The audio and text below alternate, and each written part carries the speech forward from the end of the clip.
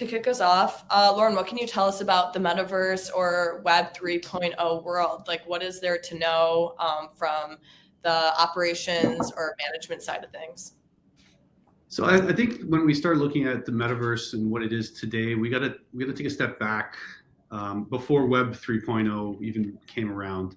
I think we were all familiar with Web 1.0 in the early days of the internet and the www.com boom, and then this transitioned into Web 2.0, where we started seeing a lot more centralized services that were run by corporations.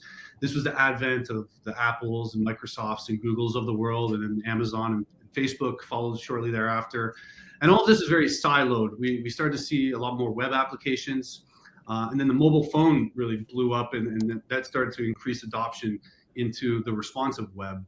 And now we're in the infancy of Web 3.0, which is moving a lot of the control from the corporations and the centralized, siloed, built world into a more decentralized internet that's based on blockchain technology, tokens, and is giving a lot more control of the internet to the builders and the users.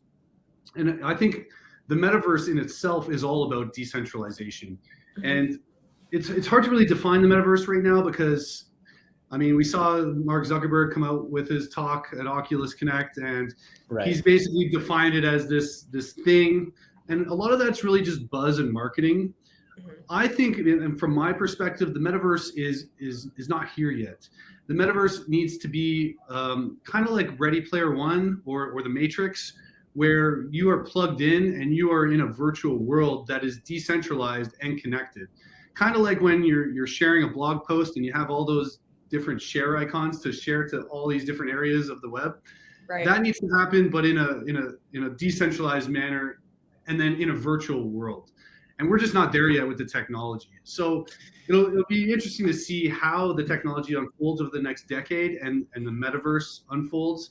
But right now we have kind of like micro metaverses that are centralized still. And until those become interoperable, I don't think we have a true metaverse yet. But it's an exciting thing to talk about, and we'll see where it goes. Definitely. And I was thinking about that exact same thing as I was prepping for this webinar. Was that's the benefit of Web 2.0, is basically that decentralization, the opportunity for businesses to come in independently. Anyone can make a website. I'm sure, Lorne, you probably have like 5 or 6 that you've made in the past, right? You can, yeah, exactly. You can come in, you can create them, and there's no one really stopping you, or you obviously have to pay certain fees and things to get things operable. But what Facebook, I think, is at the crux of is trying to be that internet platform, right? Mm-hmm. And so with that centralization, what you're hitting on is that, in order for this to be a success, we need to mimic that Web 2.0 mindset that anyone can come in, and there is no, ownership stake of how there's no ownership stake of the internet. There should be no ownership stake of the metaverse. Facebook they're trying to build their own world right now with Horizon Worlds, and it's in beta, and it's a virtual reality platform. We love playing around with it here in the office. But it basically allows for users to create their own games, build their own worlds within a world, and then monetize those experiences. And it's really driving innovation and driving adoption, but there just isn't enough active users yet for it to be its own world. It really needs to pick up a lot more steam and get a lot more adoption, and then we'll see, if people really identify with living in a virtual world. There's the whole next generation of kids that are glued to their smartphones on TikTok all day. And it'll be interesting to see if that generation after that follows will be glued to some type of VR headset in the future. Mm-hmm. And that will be connected to kind of the internet, but really we're just calling it the metaverse. Mm-hmm. Definitely. We talked a little bit about the definition of metaverse. Why do you think so many of us are struggling to really pin that down? Is it because of the rebranding that Facebook has done with the metaverse and kind of Zuckerberg's platform that he has, or it's just a lot of people talking in each other's ear?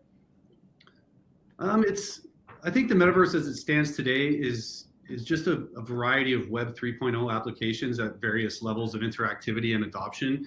And it's in its complete infancy where, there's maybe around 50,000 people currently engaged in some type of virtual world at this current date. And that's in platforms like Decentraland, Sandbox. And then if we're counting like Fortnite and Roblox, then there's a lot more users, but that's not really a virtual world. That's kind of just a digital world.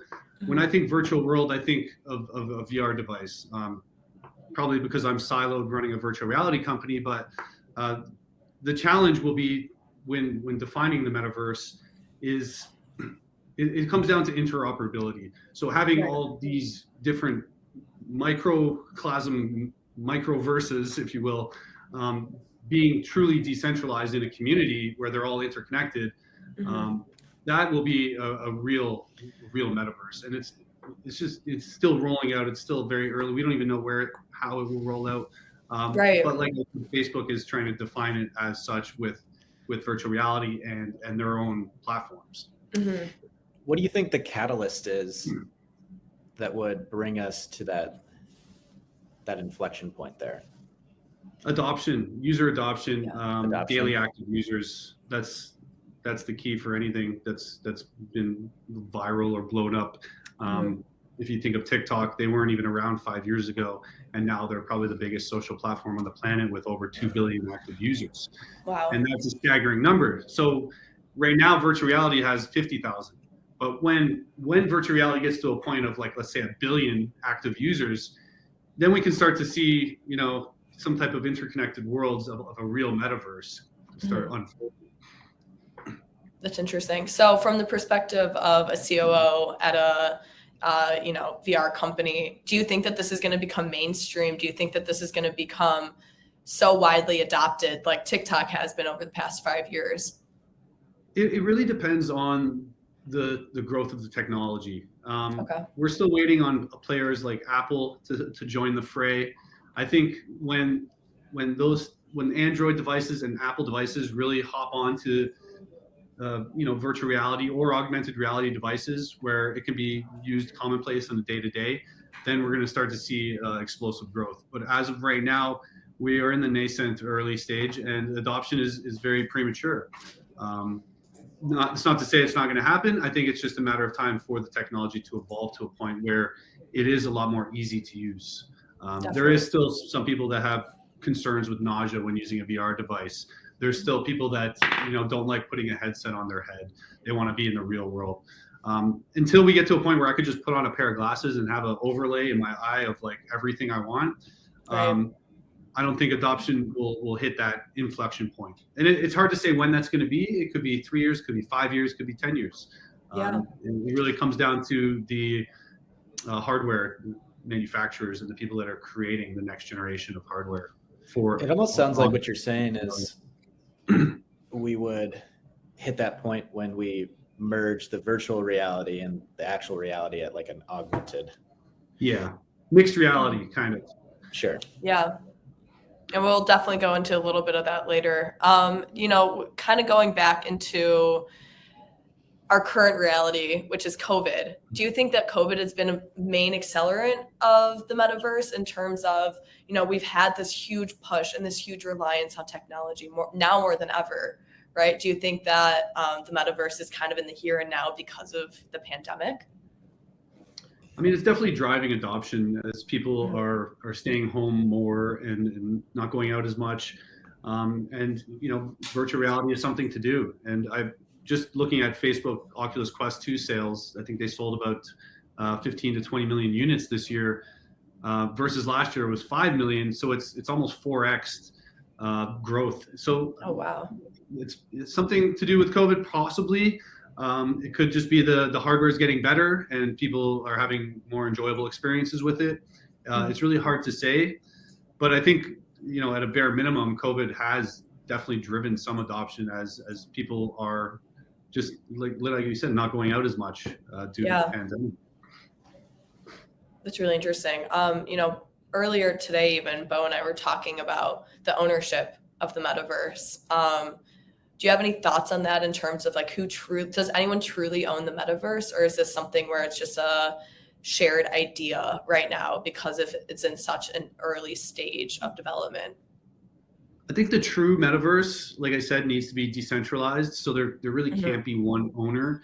It needs to be interoperable. So they need to play nice. There needs to be a standardized model, kind of like the early days of www and HTML.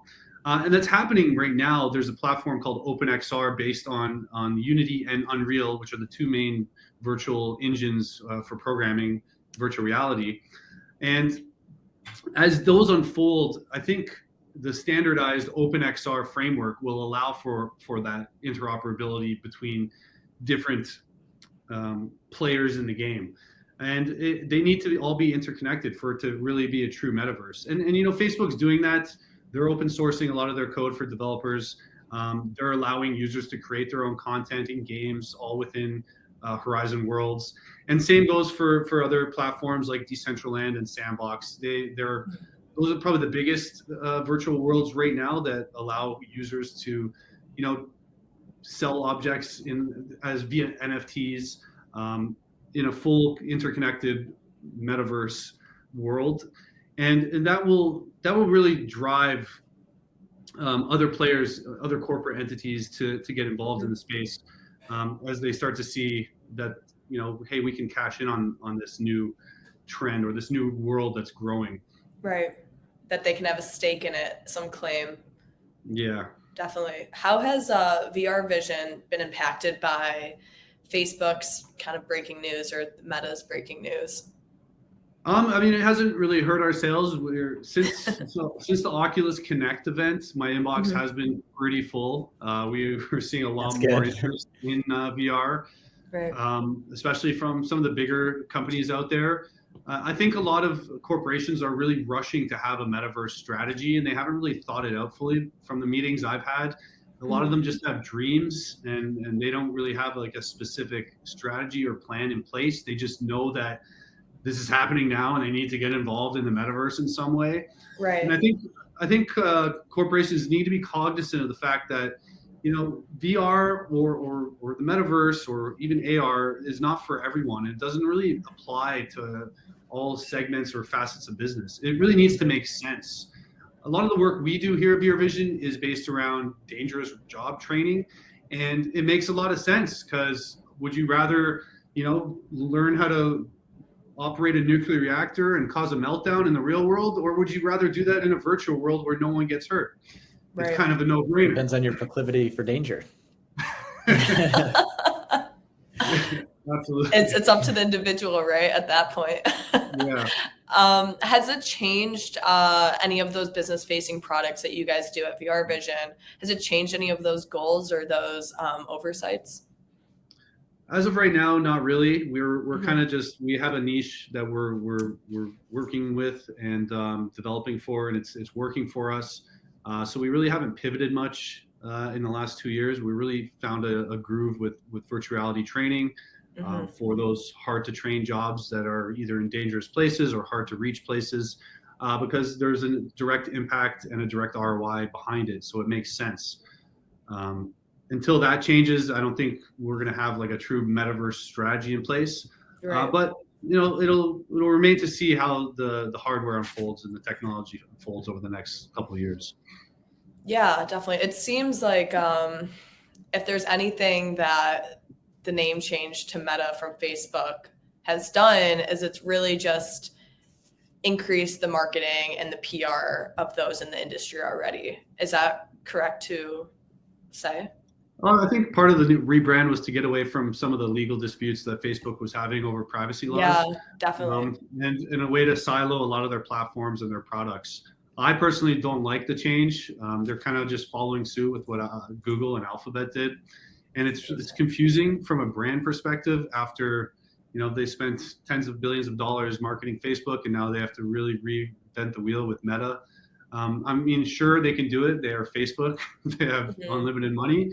But right. I think at the end of the day, it's a little bit confusing for the end consumer. Definitely. Going kind of more into the workforce management side of things.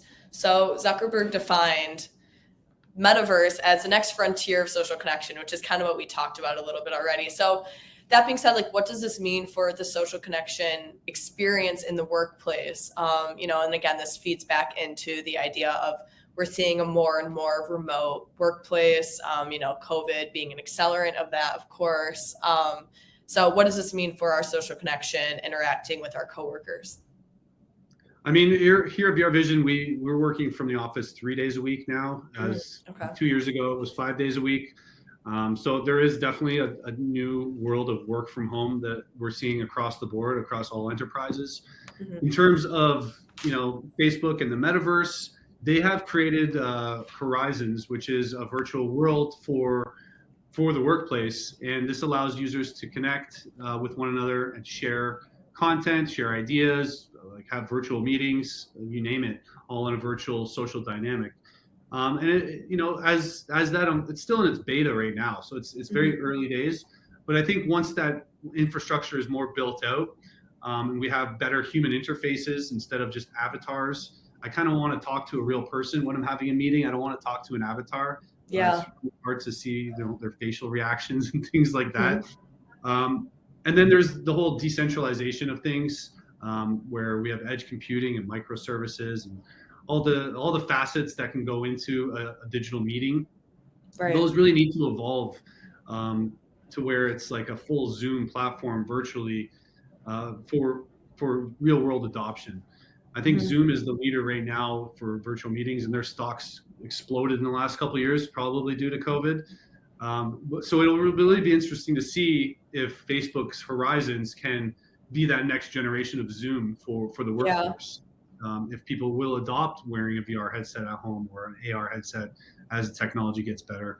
I think they will. I think it's definitely a cool way to have a meeting when you're in let's say a virtual golf course and you're playing golf with a coworker while talking about your latest project.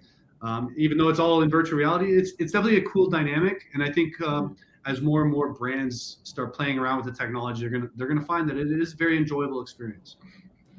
That's interesting. So that being said, how will workforce management be changed by AR, VR, metaverse, XR, MR, any of that? On the management side of things, I think it comes down to just the experience of it all. Whether you can throw any type of gamification, social dynamics, any type of design tools that can be implemented within the workflows. Those really they don't exist right now in virtual reality. So from a workforce management perspective, I think there needs to be a lot more creation from the creator side and the builders to add those tools to the metaverse for it to be a true solidified solution.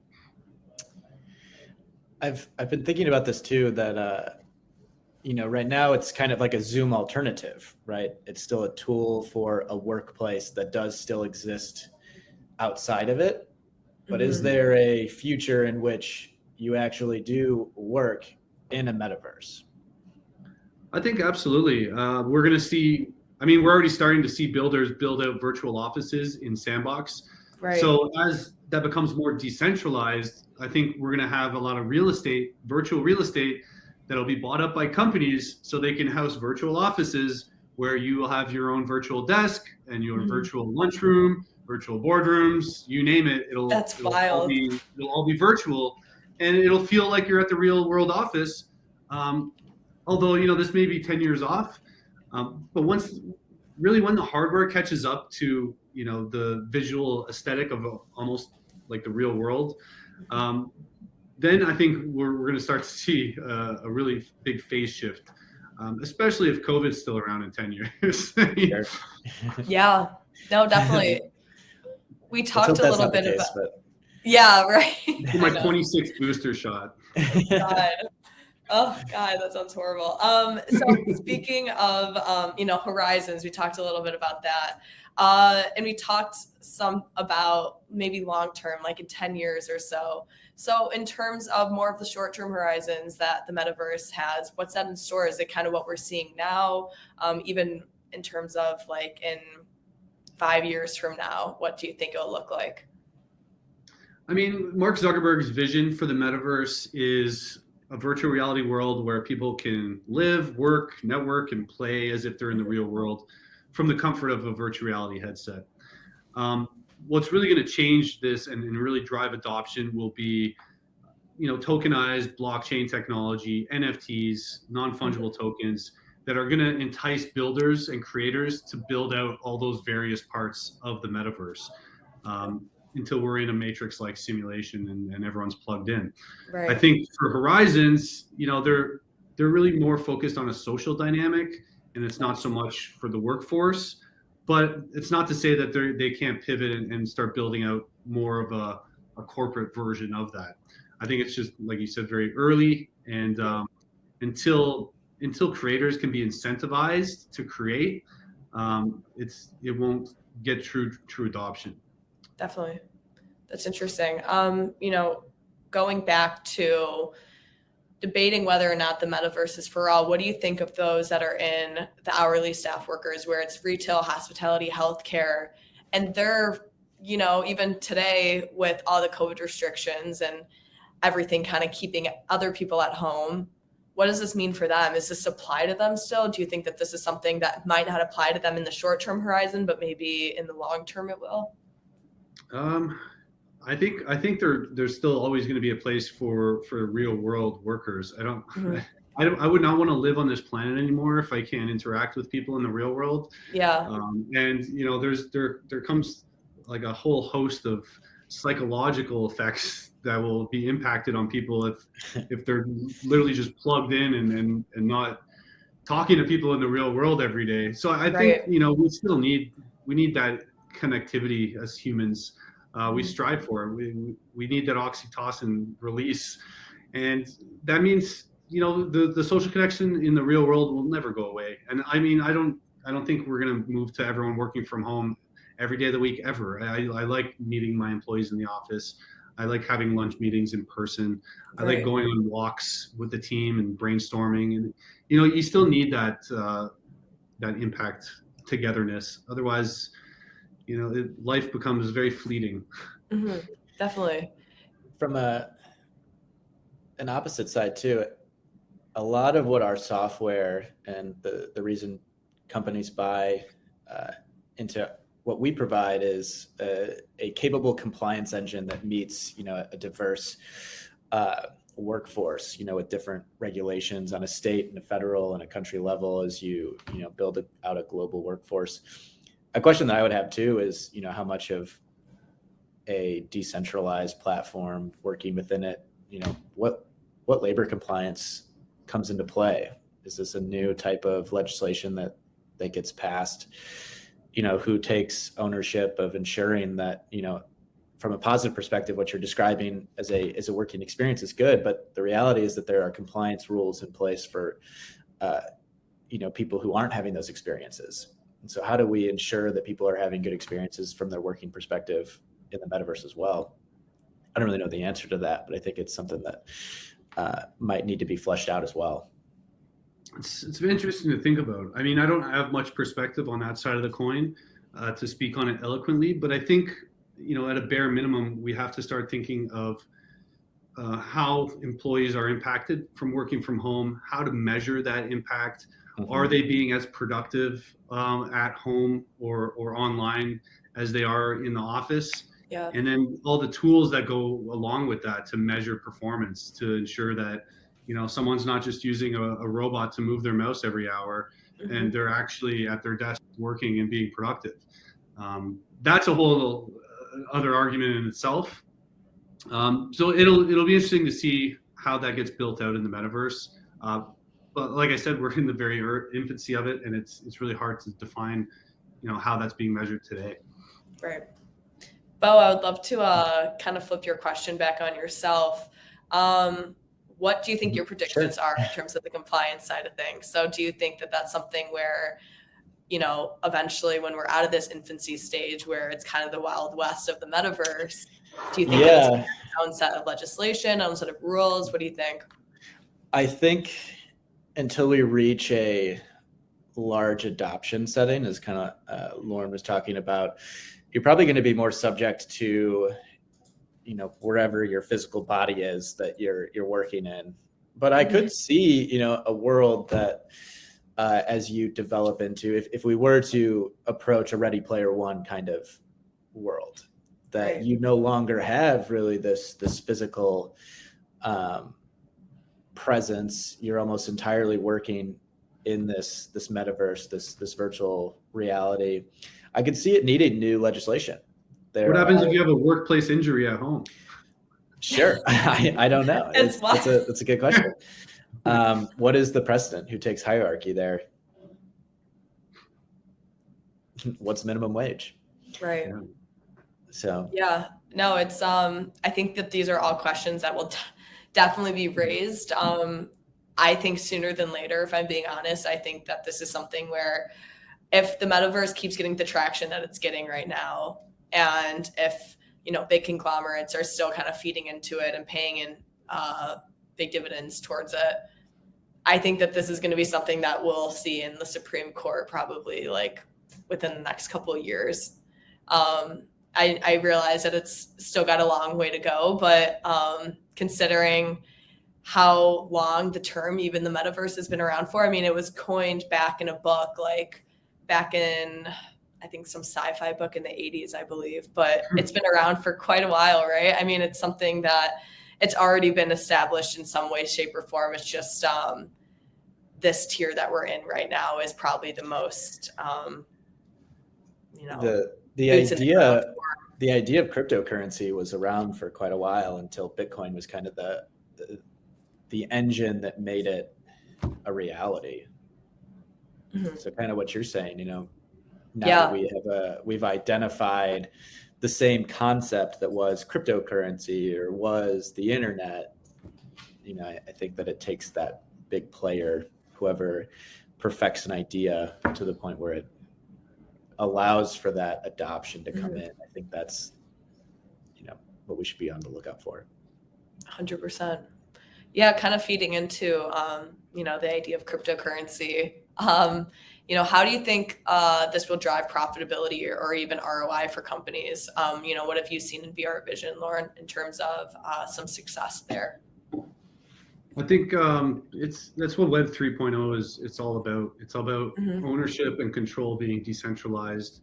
It's here personally, it's giving developers and builders alike, you know, the ability to own pieces of the internet via tokens and non-fungible tokens, NFTs, owning a piece of the internet in essence. And then this gives the end user the ability to own digital objects that can be an array of things. They can be, you know, digital assets like art, photos, code, music, game objects, 3D models, even, you know, access passes and events are happening now. Like Fortnite had a concert with like 10 million kids all paying for passes for a virtual concert. And, you know, these things all exist now on the blockchain. And, you know, things like Ethereum are giving users a layer of control over those assets. And Ethereum, if you aren't aware, is a decentralized global currency owned and operated by its users. And it's powered by a fungible token, ETH, or the Ether, which is basically used to incentivize physical computers that keep the system in place, which is a whole other argument or topic in itself.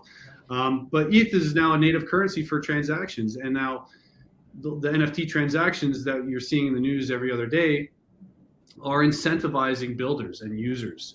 And here internally at VR Vision, we give our, we basically have a half day Wednesday every day for our programming team and our development team and our 3D modelers. And we foster them to drive their own passion projects. And they basically spend half a day once a week working on passion projects. And some of them have, you know, developed mini games that are now on the Oculus store that are making money, and it's great to see. Another one is publishing NFTs on OpenSea and selling them for $5,000 for a picture of a puppy. So it's crazy to see how things are growing and how fast they're growing. But it's also exciting in a way because this Web 3.0 giving the users and the builders this added functionality will really foster creativity and innovation moving forward and kind of take back a lot of that control from the big corporations and hand it over to the little guys that, you know, are now able to create and build all these different things on the Web 3.0 that and can also get incentivized from. That's interesting. I didn't really even think of that in terms of kind of reinvigorating that sense of creativity within like another branch of another reality, right? I mean, that's pretty cool. And that's probably pretty exciting for a lot of business owners for sure, and management too. Absolutely. That's really cool. So in terms of, we talk a lot about the future, obviously, and something that seems so far off, yet here we are kind of living it. Do you think that the future of work is going to be in VR and AR technology realm for everybody, for the whole, all industries and across all business sectors? I think VR will eventually go away. It's going to get to the point where it's completely lifelike, and you kind of won't want a headset anymore because you won't know the real world from the digital. Right. I think what makes a lot more sense looking into the future, at least, is some type of mixed reality device that can be clicked on or off.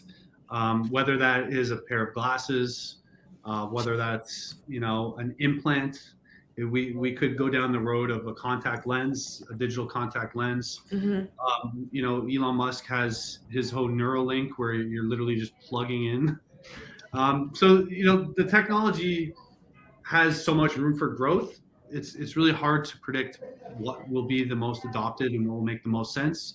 From my perspective, right now, virtual reality has the longest runway, and AR will get there once computing chipsets get small enough to put it in a pair of glasses. Definitely. And I think it's about 10 to 15 years away before we get to that that augmented world where you can literally wear a pair of glasses like you're wearing today and see all your phone's notifications, messages, weather, alerts, you name it, right in the corner of your eye. That's wild. It kind of going off track a little bit. I know that Google had Google Glass a couple years back. What was it? Because I totally crashed and burned. What was that about in terms of, was that just something that was almost a couple years ahead of its time? People weren't really understanding the concept, because now we're seeing AR technology with Snapchat, with our normal phones, where we're being able to, oh my God, look, it's Simone Biles doing a backflip right in front of me. Stuff like that, where people don't realize that that's AR technology. So there's wearable AR, and then there's augmented reality, which is kind of like a smartphone or tablet. Got it. The wearable stuff is it's not there yet.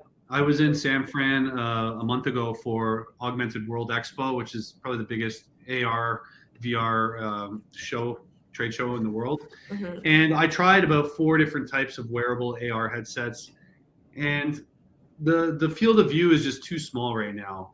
So to have a fully augmented reality wearable, the field of view needs to be much wider and much bigger. Like it needs to be almost the size of your glasses. Interesting. You have a full focal perspective. And right now it's about 10% of what you see with your glasses. So it's just not there yet. But it will evolve into, I think, a wearable that will be able to provide a lot of value for assisted workers, for people that are, working on any type of job that is very technical, that maybe they need to look at schematics or additional information on the fly. That's where wearables make a lot of sense. Honestly, too, and channeling inner Steve Jobs here, but it's got to look good. Yeah, it's got to be. In my experience, it wasn't an enjoyable experience. No, it needs to be stylish and something that, That's why I'm waiting for Apple to come out with an AR device, and then we're going to see true adoption. Yeah. Yeah, definitely. I mean, if we're talking trendsetters, I would say Apple's probably. I mean, as I'm wearing AirPods and have right? Yeah, exactly, and it's pretty caught on rapidly in terms of the amount of consumers willing to go straight to the Apple store and pick it up immediately, because it's a trend-setting, device that people are willing to rep. So it's interesting. It's very cool to see that, it's kind of coming full circle. And we'll see if I think as the future unfolds, multiverses will become more and more decentralized, and they're going to be built with open standards like OpenXR, whereas traditional app stores like Google Play, and the Apple App Store, they're going to become walled gardens due to their centralization. There was a really good article I wrote from a VR AR architect at Amazon. This guy Evan Helda is an industry friend of mine.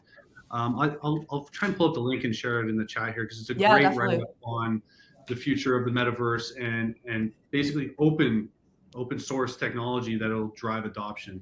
And being, we live in this world of Android and Apple, and they're like these two siloed technologies. And the Web 3.0 is going to be all about just open technology across the board and not being trapped in one specific framework.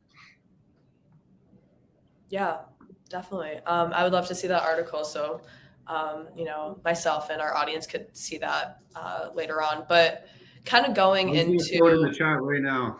Yeah, definitely. That's perfect. Going into a little bit more on, that's awesome. Thank you so much for that. Going into more on the difference between AR, VR, MR/XR. How would you define that? Just kind of breaking that down for the audience a little bit. So AR obviously is a real world augmented viewpoint where you're seeing digital information overlaid onto the real world. VR is where you're wearing a device and you're living in a virtual world that's completely generated or a simulation, if you will. And then a mixed reality is a combination of the two. So it could be a wearable AR headset that has virtual reality capabilities. It could be a virtual reality headset that has a switch to toggle your viewpoint from the VR headset to the real world, which already exists. Wow. And in the latest update from the Oculus Quest devices, you can be in a virtual reality simulation and a dog can walk by you, which happens to me at the office more often than you know. And I can see kind of like a hologram of that object moving in front of me in my virtual reality simulation. Oh my It's God. for safety reasons, but that's kind of on the par of mixed reality. So it's basically a combination of the two. Wow. That's amazing. For those, and we dropped a poll question, and a lot of people are expectantly saying, no, they have not had any experience within their company of AR, VR, and or XR technology. What would you say is some of the main benefits for management in using, let's say, AR or VR or even XR technology? From a management perspective, I just don't see augmented reality playing much of a factor. Mm-hmm. I think for teams, virtual reality makes a lot more sense for just connecting in a social dynamic virtually, for sharing, product knowledge, documents, technology stacks, code, whatever you name it. VR is going to have a lot more impact from a workforce perspective. It's being used across so many organizations right now currently for training, where we can simulate a subject matter expert, and now they can take that knowledge and relay it to teams globally without the need for overhead or travel expense, saving on insurance premiums, increased ROI, cutting down on travel cost, environmental footprint, all of that stuff. So it makes a lot more sense from a workforce perspective for VR right now. And AR it's still a ways away. It's just not AR. It really makes a lot more sense for assisted workers or for marketing based agendas, not so much for workplace. That's really interesting. I was reading somewhere, I forgot the source of this article, but I was reading that AR is the next step towards the metaverse in terms of it's a stepping stone. Would you say that's true, or just based off what I'm hearing now, it's sounding more like directly to VR, I guess, is the next closest step that we're going to get in that long-term horizon of the metaverse? Yeah, I think AR will play a role in it to some degree, but the metaverse, what I vision for the metaverse is taking the red pill, putting on some type of virtual device and going into another world that's not the real world, a virtual world. That is what I think the metaverse will be. But I could be wrong. I've been wrong before. It really depends how the technology evolves. Yeah. Definitely. It's kind of a hurry up and wait situation, right? Where we don't necessarily know what's going to come next, but we're Which trying to came put in first, the the pieces. chicken or the egg? The AR Right, device or the VR exactly, device? exactly. It's really interesting. That's a good way to put it. You know, a lot of companies we've been hearing are a little nervous about what they think is going to be a huge expense in kind of upgrading to this next step in technology. What do you have to say for those companies from the perspective of VR vision? I think it makes a lot of sense to start investing now because you'll reap the rewards later. For the example I just spoke about, having a subject matter expert relaying information, it can be recorded and replayed as many times over as needed, and you don't have to continually pay that subject matter expert every single time he wants to lecture a class or a team.